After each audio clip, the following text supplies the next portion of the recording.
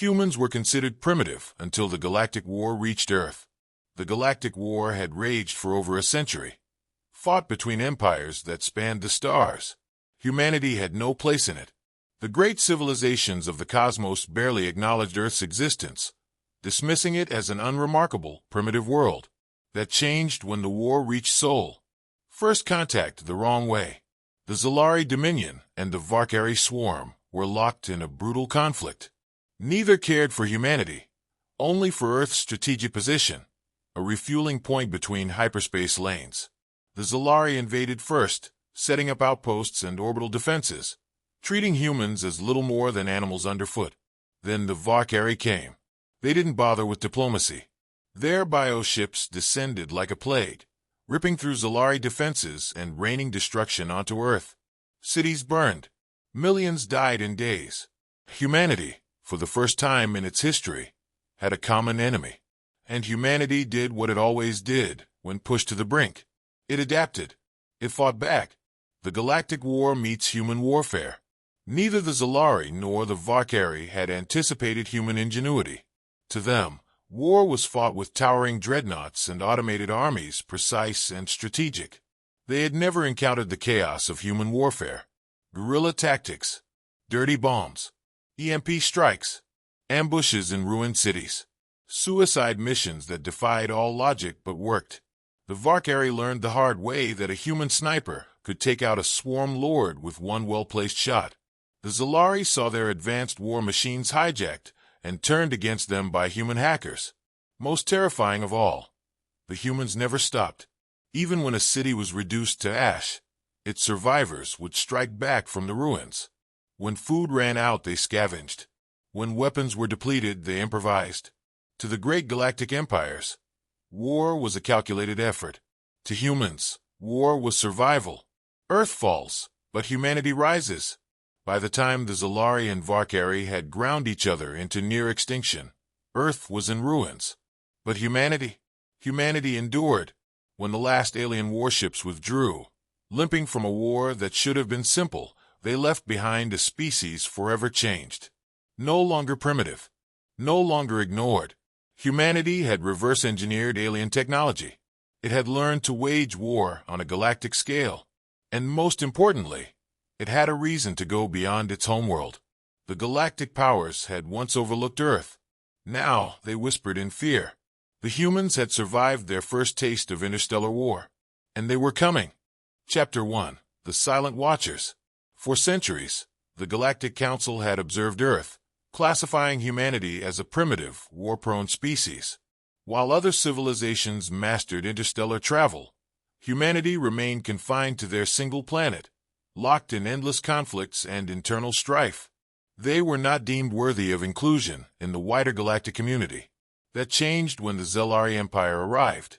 The Zalari were conquerors, a warlike species whose vast empire spread across entire star systems. When their forces set their sights on the Sol system, the Galactic Council did not intervene. Earth, after all, was just another backwater world. The invasion began with orbital bombardments. Major cities were reduced to ruins in mere hours.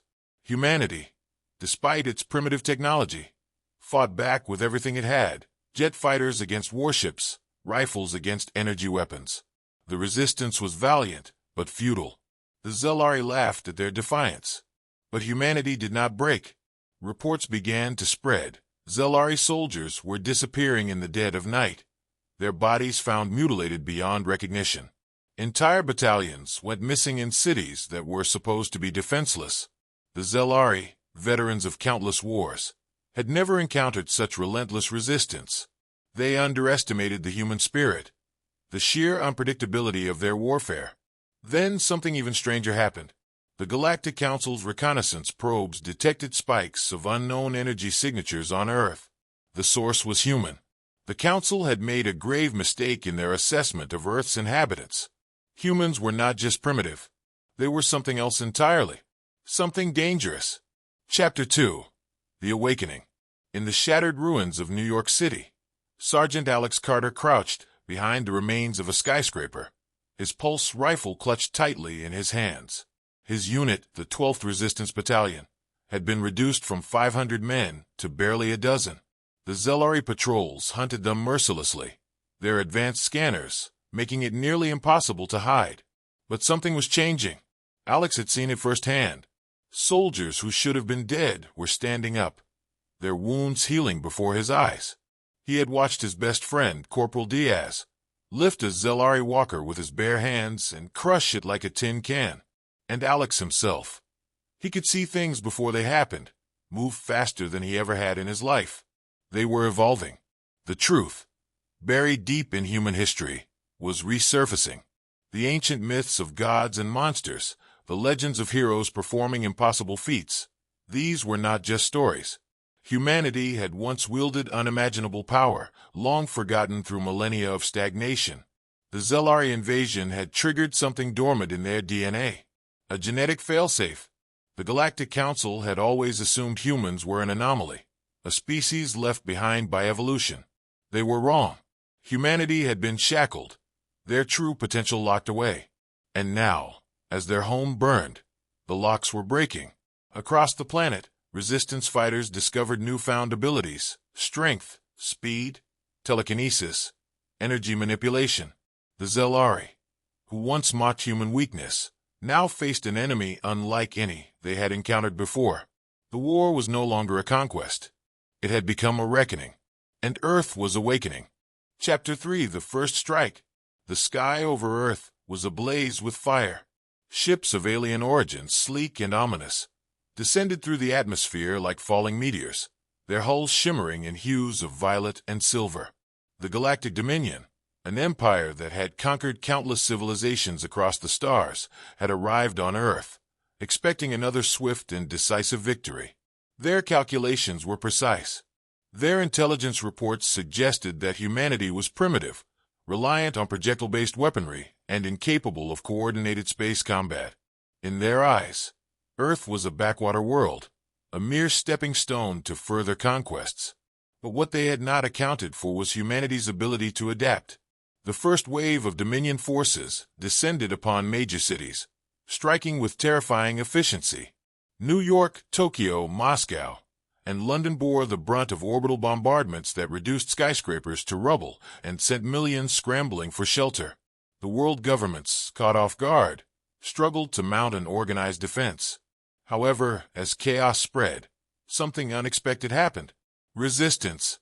Unlike other civilizations that had folded under the might of the Dominion, humanity fought back with a ferocity that shocked their invaders. Guerrilla tactics, decentralized command structures, and the sheer unpredictability of human warfare disrupted the Dominion's plans. What should have been a swift occupation turned into a brutal conflict. One of the key figures to emerge in these early battles was General Elias Carter, a decorated war veteran who had spent decades in Earth's conflicts. Realizing that conventional warfare would not suffice, he turned to unconventional tactics, electronic warfare, hacking into enemy communications, and using repurposed satellite networks to coordinate global defenses. Within days, humanity had managed to stall the Dominion's advance. Salvaging what they could from downed alien ships, Earth's engineers began reverse engineering weapons, armor, and propulsion systems. The world's top scientists worked day and night, deciphering the enemy's technology at a breakneck pace. Humanity was learning at an exponential rate, evolving in real time to meet the threat. The turning point came during the Battle of Shanghai. The Dominion had deployed a massive command vessel, intending to establish a planetary headquarters. But human forces, utilizing both conventional military tactics and newly developed alien weaponry, executed a bold strike. A squad of elite operatives infiltrated the ship, bypassing security protocols, using rapidly developed cybernetic enhancements. The mission, led by Commander Sarakova, a brilliant tactician, resulted in the destruction of the command vessel. The explosion lit up the night sky, sending a clear message to the Dominion. Humanity was not just surviving, they were winning. Chapter 4: The Awakening of a War Species. The destruction of the Dominion's command vessel sent shockwaves through the galactic community. The Dominion had never encountered such resistance from a species deemed primitive. Their high command, previously dismissive of humanity's potential, now considered them a genuine threat. What followed was a period of rapid escalation. Humanity, once fragmented by national borders and political differences, had united under a singular goal: survival. With each battle, they became stronger. They adapted to alien weaponry faster than any species the Dominion had ever faced. They dissected captured technology, modified their own weapons, and, most disturbingly, showed an unparalleled ruthlessness in warfare. The Dominion began to fear them. Reports from the front line spoke of human soldiers who fought without hesitation, who ignored traditional warfare doctrines in favor of unpredictable, high-risk strategies. They exploited weaknesses in Dominion formations, using deception and psychological warfare. Captured Dominion officers spoke of entire units that had vanished into the shadows, only to return days later, striking with terrifying precision. Then came the first human-built starship, the Retribution, based on reverse-engineered Dominion technology, but improved with human ingenuity. The Retribution was unlike any vessel in the galaxy. Faster, more maneuverable, and equipped with experimental energy-based weaponry. It marked the dawn of a new era. No longer confined to their planet, humanity took the war to the stars. The first major space battle between humanity and the Dominion took place in the asteroid belt. A Dominion fleet had assembled, intending to strike at Mars, where humanity had established a military outpost. What they didn't expect was an ambush.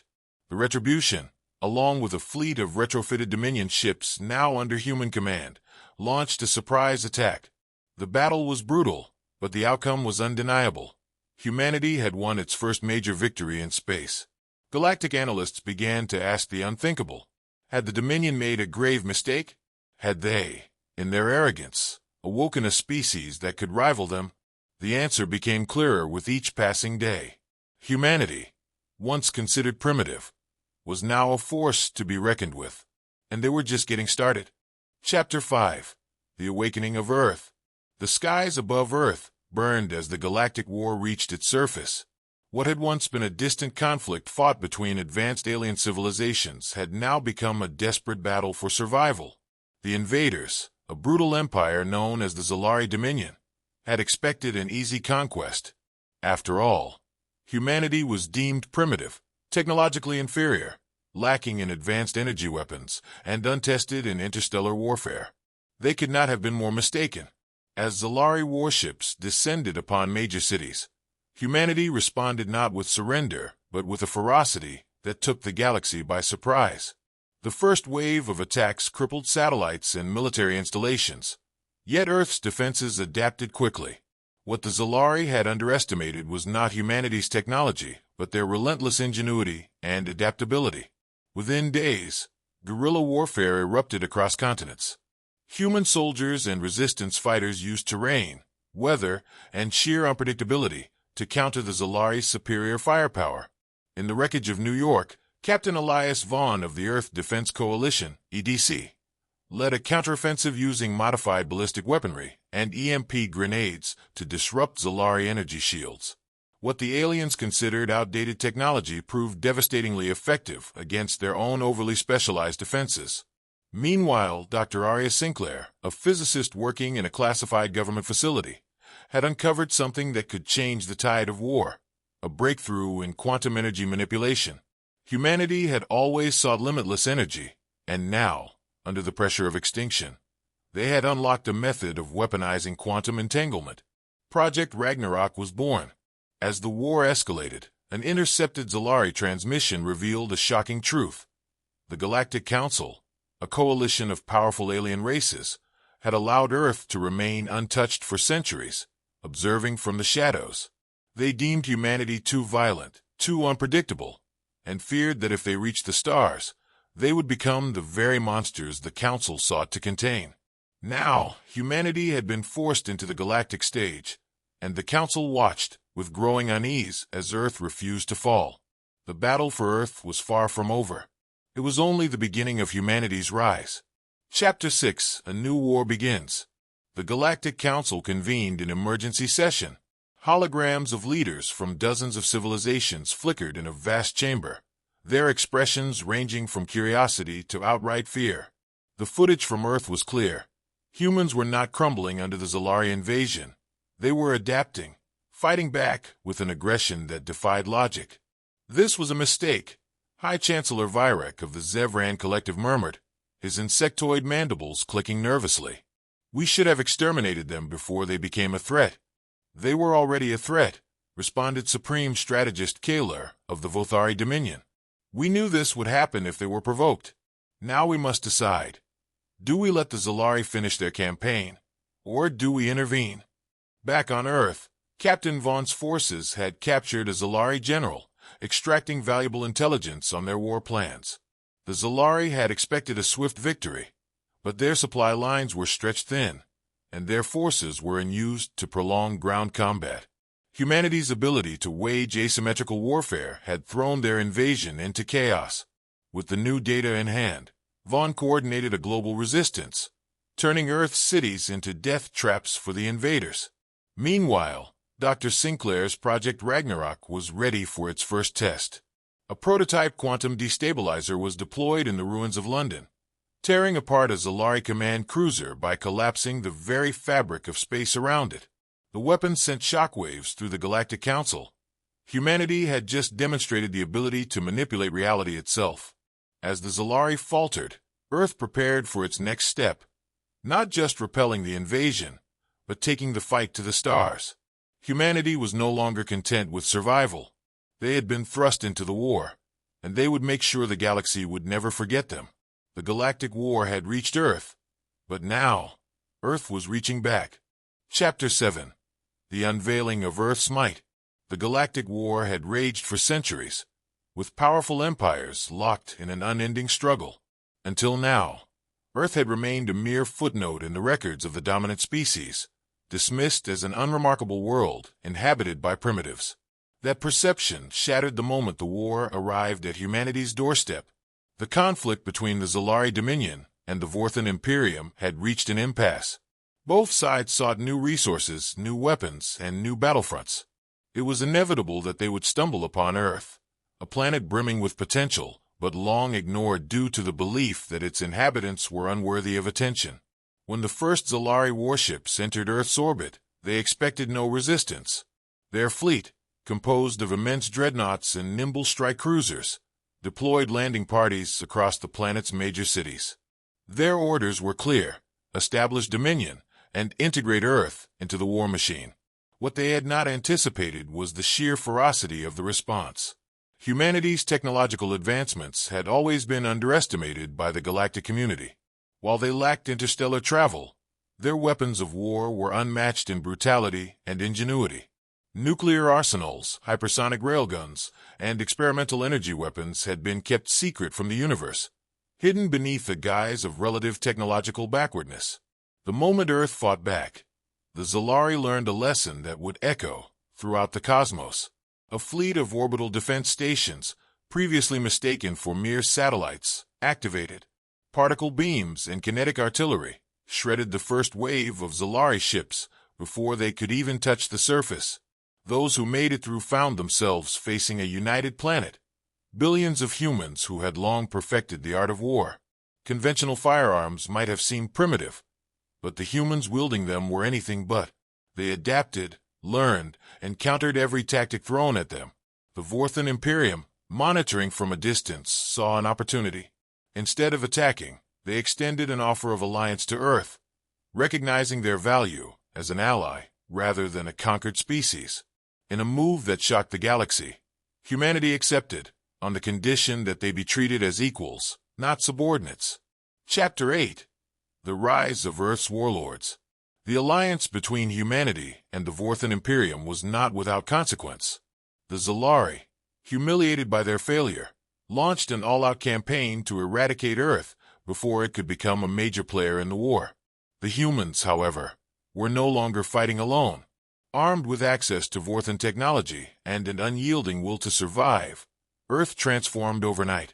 Factories worked around the clock, repurposing alien blueprints into human-compatible weapons. Fleets of retrofitted starships took to the skies, helmed by commanders whose experience came from centuries of terrestrial warfare.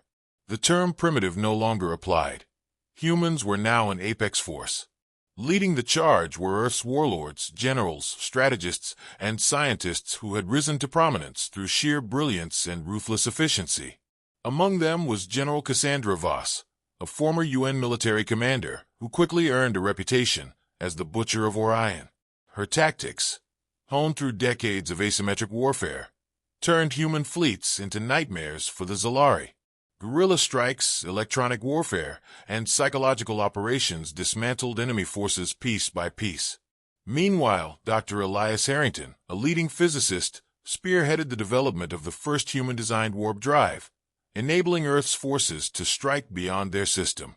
No longer content with merely defending their homeworld, humanity began taking the fight to the Zalari, hitting supply lines, outposts, and strongholds with devastating efficiency.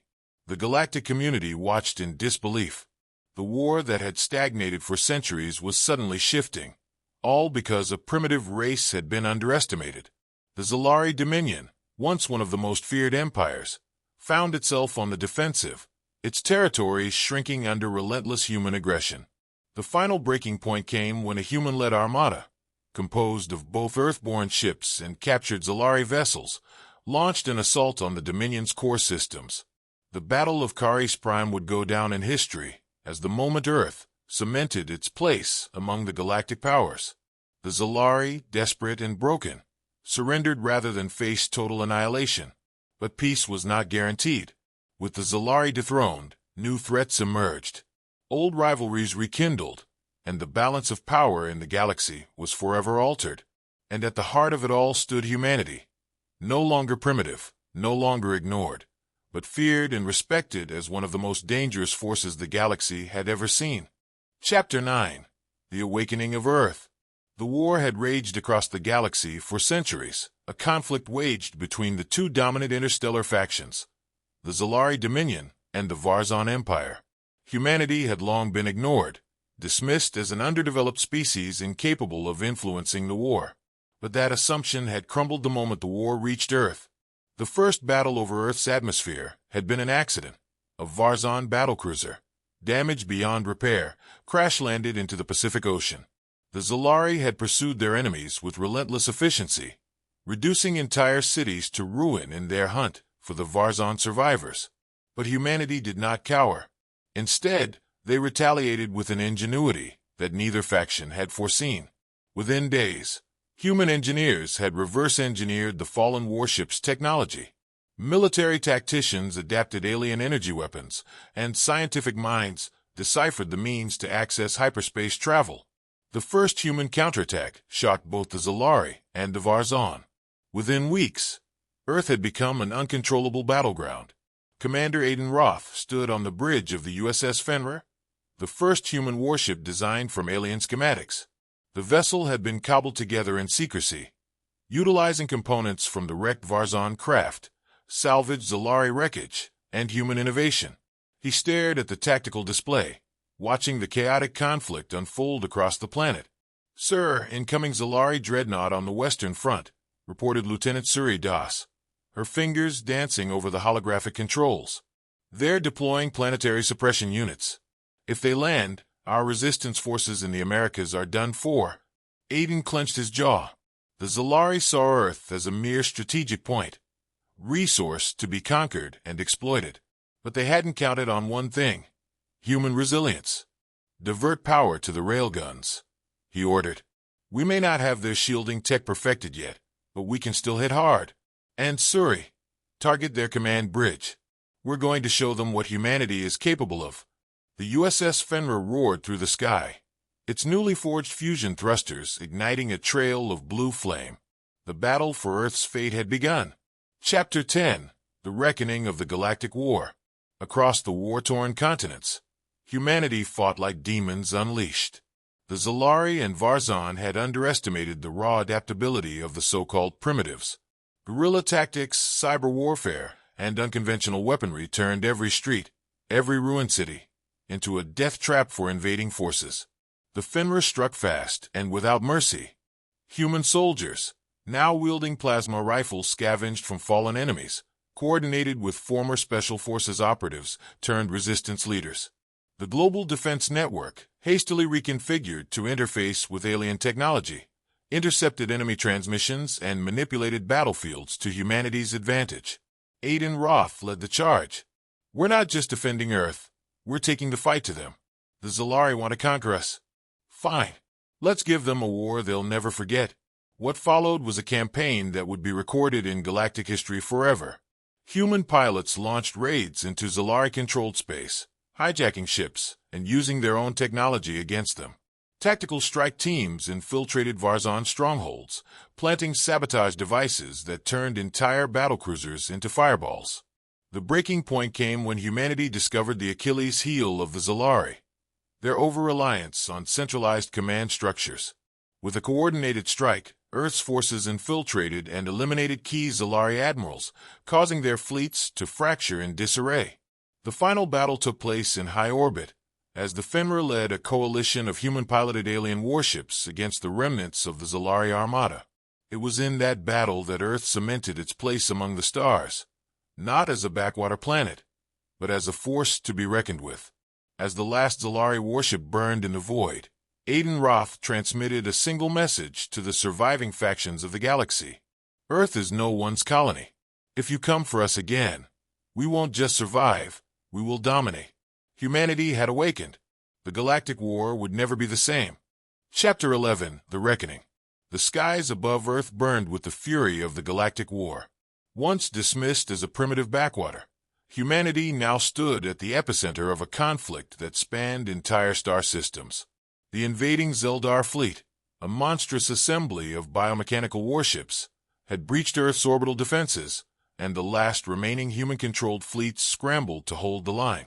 General Adrian Vasquez stood on the bridge of the USS Titan, her gaze locked onto the main view screen. The void was alight with weapons fire, Earth's defense grid struggling against the relentless advance of the Zeldar war machine. Humanity had learned quickly, adapting alien technology salvaged from previous skirmishes, but they were still outnumbered and outgunned. Status on the ground forces? Vasquez barked.